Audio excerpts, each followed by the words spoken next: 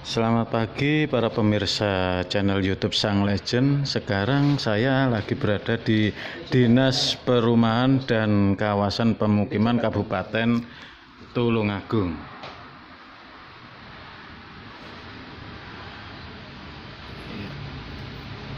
Ya, sekarang saya akan memberikan sedikit informasi mengenai para penjual jajanan yang berada di atas tanah Dinas Pengairan.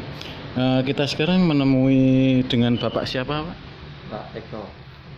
Agak keras, Pak, ya. Eko, Pak Eko Pak. selaku apa, Pak?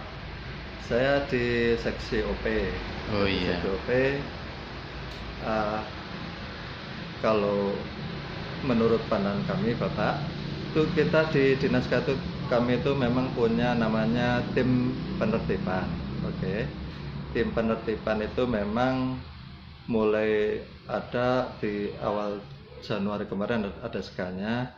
Cuma memang karena wilayah Tulungagung itu luas dan banyak, memang ada beberapa titik atau lokasi yang kita belum bisa masuk. Mungkin juga karena keterbatasan informasi yang masuk ke kami memang. Terkait yang diaturkan tadi, itu memang di Ringin Pitu itu kalau misalnya di atas tanah itu, kalau di sana yang diaturkan tadi itu bukan tanahnya, tapi di atas saluran. Oke lah, kalau di atas saluran memang tidak boleh kalau berdiri bangunan, apalagi untuk usaha begitu nggak boleh. Itu memang dari peraturan menterinya memang gitu juga. Itu memang dari tugas kami atau tugas kita memang untuk sedikit-sedikit mulai menertibkannya. Memang untuk yang di Ringin Pitu itu kemarin kita akhir tahun kemarin itu kita nyurati ke kades-kades jangan memanfaatkan itu. Cuma untuk tindak lanjut setelah itu, kami memang belum masuk ke sana. Insya Allah kami juga berkoordinasi ulang dengan pihak setempat dan masyarakat terkait dengan dinas dan juga termasuk dengan tim penertiban kami. Itu untuk yang di atas saluran gitu. Itu jelas itu. Kita nggak boleh. Jelas pelanggaran, Pak. Jelas. Ini soalnya gini, Pak, berlangsung selama 3 tahun. Ya. Pengakuan dari para penjual jajanan di sana. Itu kalau kami melihat, kalau mereka izin ke kami tidak mungkin, Pak. Itu jelas tidak boleh.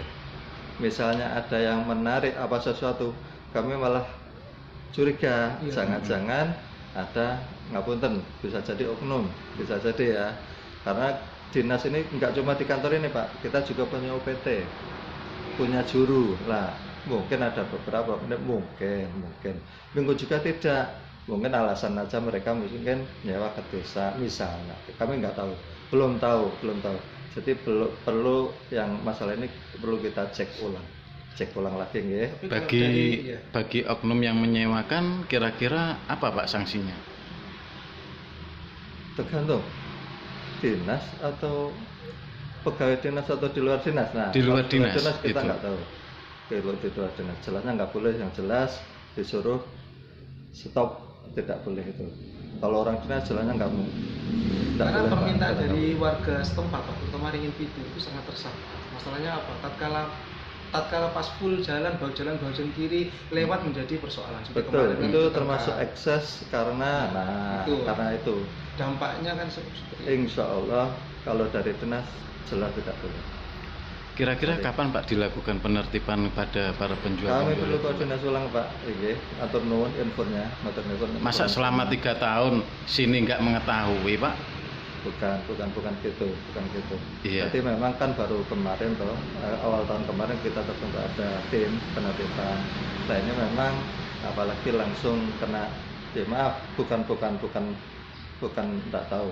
Cuma memang belum jadwalnya belum. Jadi tidak tutup mata loh, Pak, ya? Ya. Bukan tutup mata ya, karena mereka dari warga. Kemarin kita nyurati dulu dengan kades-kades, Pak. Jadi kades Ringin Pitu, Tunggul Sari itu memang sudah secara formal nyurati, jangan. Cuma, kita tahu makan sudah pada melakukan itu, tapi untuk actionnya, ini setelah menunggu hasil jawaban surat itu. Tapi kalau misalnya memang nggak dijawab, ya terpaksa nanti kami koordinasi ulang dengan tim penertib. Kira-kira untuk waktunya butuh berapa lama? Jangan-jangan nanti cuma berhenti di tempat ngambang loh. Berapa lama Pak penertibannya? Penertiban kan cepat. Yang bikin susah kan persiapan penertiban itu kan kita yang berusaha untuk sehumanis dan tidak pakai kekerasan. Tapi memang kalau secara jalurnya itu kita, kalau kemarin kita minta tolong ke desa ternyata belum direspon, kami rencananya mengirimkan surat peringatan langsung ke yang bersangkutan. Nah, itu biasanya ada 3 kali Pak, ada jadwalnya. Yang bersangkutan maksudnya penjualnya?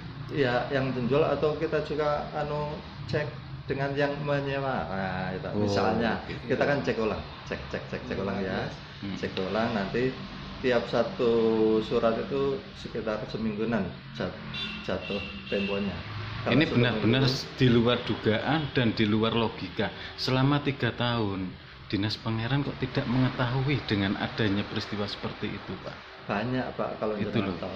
Iya. Yang maksudnya karena memang keterbatasan juga orang. Kami juga baru di sini Pak. Jadi yang lama itu sudah pensiun, kawan-kawan di akhir tahun kemarin banyak yang pensiun, kami itu juga orang baru Pak. Jadi mohon maaf memang.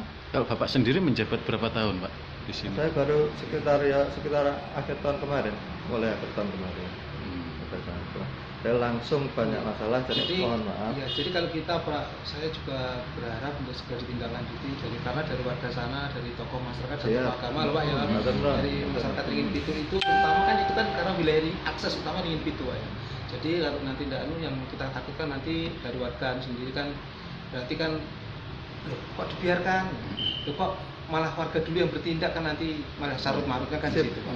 Iya, memang Ringin Pitu itu termasuk desa yang agak Terus kemarin pada waktu terakhir Pak untuk Pak, kemarin saya sudah menghadap Pak Toha di Kedungwaru. Iya, Pak Kader. Karena kan wilayah Kedungwaru juga Pak. Karena apa hari itu Pak Toha pun stepnya apa? Saya pernah nembusi juga Mas. Nah Pak Toha kemarin juga didatangi dengan beberapa warga juga loh Pak. Jadi terkait persoalan kemarin itu Pak, pas rame di bahu jalan itu akhirnya meluas sampai ke Pak Toha. Dan Pak Toha terkait waktu kita datangi kita klarifikasi bilang hari itu Mas, saya secara personal saya pernah datang ke dinas